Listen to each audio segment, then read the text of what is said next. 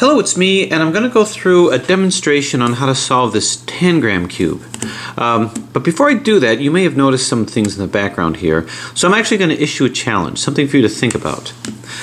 Behind you see these puzzles here. What do all of these puzzles have in common? There's an underlying theme behind all of these things. So I'm going to see if you can figure that out. It's something very specific. So the question is simply, with the puzzles that you see, and I can name them for you. So with the puzzles that you see, what is the relationship that they all had, and what's the common theme behind all of them? So I'm going to get back to that sometime later. Anyway, so this is going to be a solve of the a demonstration of the Tangram Cube. When looking at what kind of a puzzle this is, when we want to sort of define what we have, we want to best characterize the puzzle. So what comes to mind first is you've got this top part that does 120 degree rotations, and it doesn't shapeshift, which is interesting. Now with each of these 120 degrees, you have a 180 degree rotation of subsequent sides. So we've got this, which is a side. Now the question is this a face turner? Is this a corner turner? Is it like a cube? Anyway, so we've got a side over here, and then we've got a 180 degree turn over here. So if I were to define how many that is, I've got this side, this is 180 degree turns here, so we've got a face over here. When I turn it over here, 180 degrees. When I turn it over here, 180 degrees. So basically, I have three faces, three sides that go 180 degrees across this side. And it's separated by this sort of middle area here. The bottom is just like the top. So basically, this appears to be three sides here. So a three-sided puzzle. This turns 180 degrees, this turns 180 degrees as I'm going around, and this turns 180 degrees. So what do I call a solid that has basically three sides? It almost has like a triangular look to it. So there's a triangular aspect to it because it's got three sides that come across like a triangle. So amongst those three sides, we then have this, which is another side, that's four sides, and this, which is another side, that's five sides. So it would appear this is a five-sided puzzle made to look like a four-side, a transformation of that, where you get 120 degree rotation along here and 180 degree rotation along the three sides that go around the perimeter here, that go basically around the that go around the sides.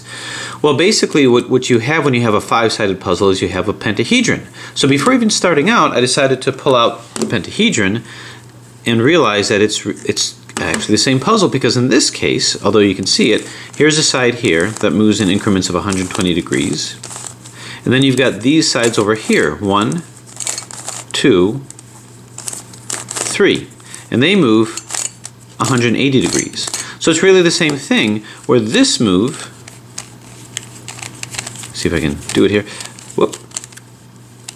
This move is like this, and all these other moves here, and actually this middle layer over here represents this middle layer. So these are equivalent to each other, these are equivalent to each other, and all of these moves basically are equivalent to this move, just like that. So basically what I have is I have a pentahedron, and because I've done pentahedrons before, the thinking is, okay, that's what I have.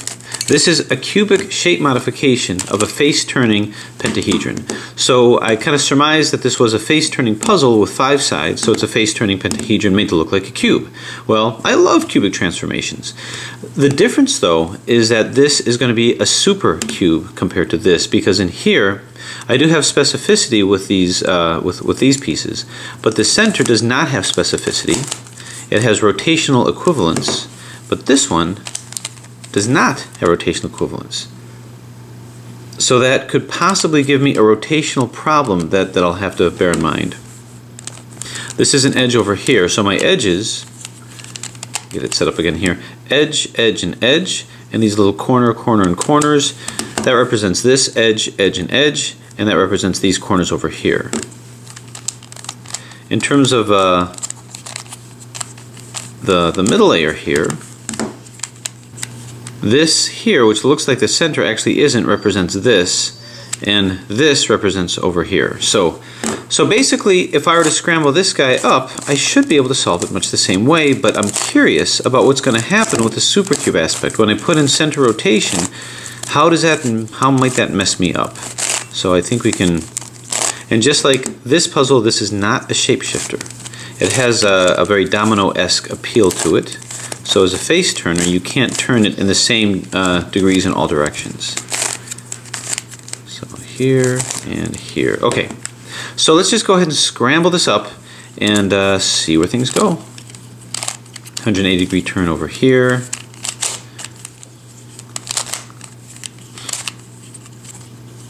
Okay, so that's pretty good. This has a neat look to it when it's scrambled. It's one of those puzzles that you can show someone and they could very much enjoy the overall look of this puzzle. So to start off with, I can do a parallel solve with this. You want to get the middle stripe first. Now, admittedly, there's certain times in the solve that I don't try to go through much of the strategy. I want to keep certain things intuitive. So basically, you just kind of play around with it. This matches up to here. Match this up to here, and before you know it, bang, you got the middle area. This might not be quite as simple, but ultimately it will be. So this is all matched up here already. Dog hair. So find the orange one, which is here. So the way that that's going to work is, maybe I'll move this out of the way, rotate this around, move this back. No, that didn't work so good. So literally I'm just playing around with it to see what's going to help. I want to move this green one into here, so that's fine. Move this into a red one. I can't find the red one's here. So I want to turn this around. I'll turn the red one around anyway, so I can turn this red one around. Turn this in. So just keep kind of plugging away at it, and then eventually you got this that can turn in here. So this is all in. Again, if you run into difficulty, just keep playing around with it.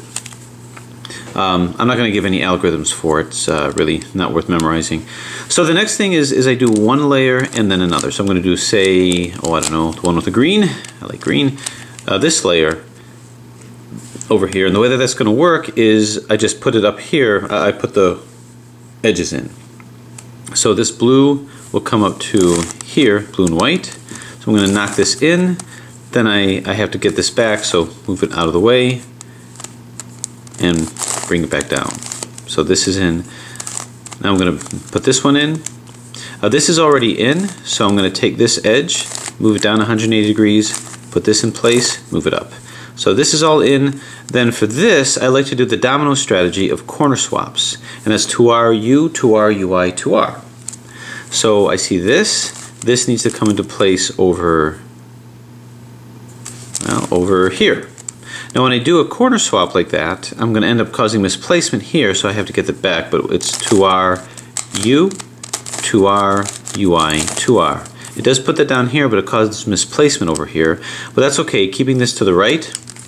I'll put the next one in place, which is this. Then this will come down here, 2R, U, 2R, UI, 2R. So what you'll see is you'll easily get the first layer. So that's what I'm going to do with this. Now, the limitations of my scramble, this is already in the first layer, it's just in wrong. So what I'm going to do is I'm going to take this, I'm going to move it down, bump it out of the way, and move this back up to get this in. Now this has to go into the proper place, which is yellow and white. Move it right under, it's going to come up to here. So after putting it, if you can just visualize that this is that middle stripe, and this is one side, this is another side, then you're going to take this and move it 180 degrees up so that it's in. Then we're going to bump it out of the way and then move it back down to get this back. Now that actually put this guy in as well. So now I need to move this into here. I can't just move it in, because if I do, I'm going to mess this middle stripe up. So I'm just going to take this, bump it out of the way, move this down, put it in place, bring it up. So now you can see that all these are in. To get these corners, it's the same thing. We're going to do corner swaps. So I'm going to turn it upside down, just make sure this is on the bottom. And I'm going to find the white one that belongs in here. If I can't find it, then it's already down here, so I move on. How about orange? Orange is here, so I'm going to do that same algorithm, 2R, U, 2R, UI, 2R. So that's in. It created misplacement here, but we're not going to worry about it. Let's move the next one in place. We've got the green one, 2R, U, 2R, UI, 2R. Gets it back, and now this is in. So this is in, this is in. We can put them in where they're supposed to be. Now I got to get this guy in. I can swap these two, but I'm going to cause misplacement. So before I do that, let's move this out of the way and put this in. Doesn't matter where I put it, we'll put this in. 2R, U, 2R, UI, 2R. Now that I've done that, I can now move the white one in position. 2R, U, 2R, UI, 2R. Okay, so this is now in, so we've got the first side.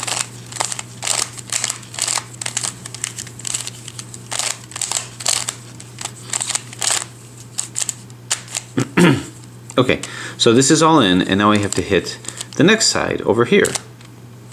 Well, in this puzzle, what made it really easy is with the next side, all the corners always lined up. They always were just lined up. So it's just a matter of moving these guys in. To do that, to move the edges in, I actually did a corner swap. Now the thing about doing corner swaps is because these corners are always going to be in, they're never going to be out.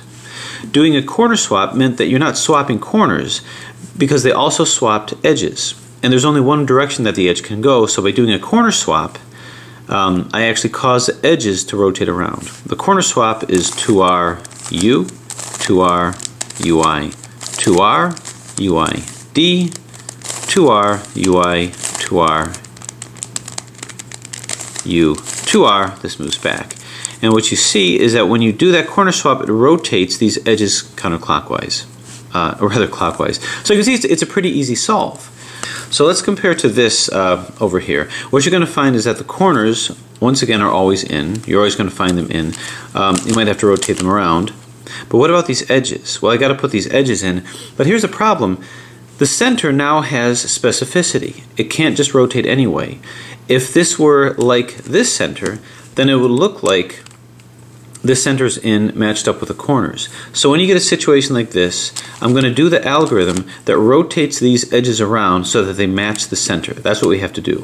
And that's going to be that edge rotation algorithm, which is the same thing as a corner swap. I'll be swapping corners, but the corners are always going to be lined up correctly with each other. Now, as you recall, what the corner swap did is it actually is the same thing as a T-perm because it swapped corners and also swapped edges. We don't care about the swapping the corners, it's just the edges. So in order to line these up with the center, this is going to cause a clockwise rotation, and that's going to be, again, this is an R. Remember, this is our U, move over here.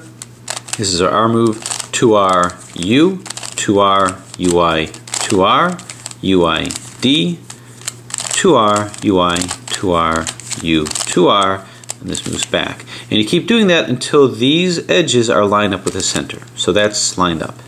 But now we have a problem because these corners are not lined up. So how do we get these corners in? This is something that we didn't see because we could manage the supercube aspect of the center just by moving the edges around, but now I got to move the corners. That is not something we had in this puzzle, and that's how this cubic transformation was able to add to it.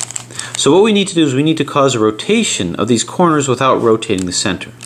The way that we're going to do that is we're going to put this on the bottom, and we have to basically orchestrate a swapping between the top and the bottom and placing it at different places on the bottom.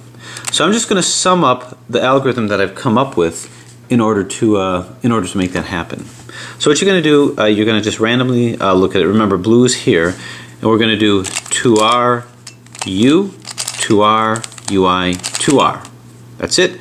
Now we don't do a UI, we just do a D. Now do it again. 2R, U, 2R, UI, 2R. Then we move D again, so now that this is lined up, 2R, U, 2R, UI, 2R. And then move it to another D, and do it again, 2R, U, 2R, UI, 2R, and it will rotate that around. So if you keep doing 2R, U, 2R, UI, 2R, and then keep doing D moves, then you're eventually going to be causing flipping, and that flipping is going to get out of sync with the corner, and eventually you're going to reach right back where you started from. So that's how you solve that, and that's how the Tangram Cube causes a little bit more challenge aside from the perspective bending of the face turning pentahedron. So there you have it. Quickie for you, the solve of the Tangram Cube. And let me know what you think about these guys. What is the common denominator, the common thread with all of these? Thanks for watching.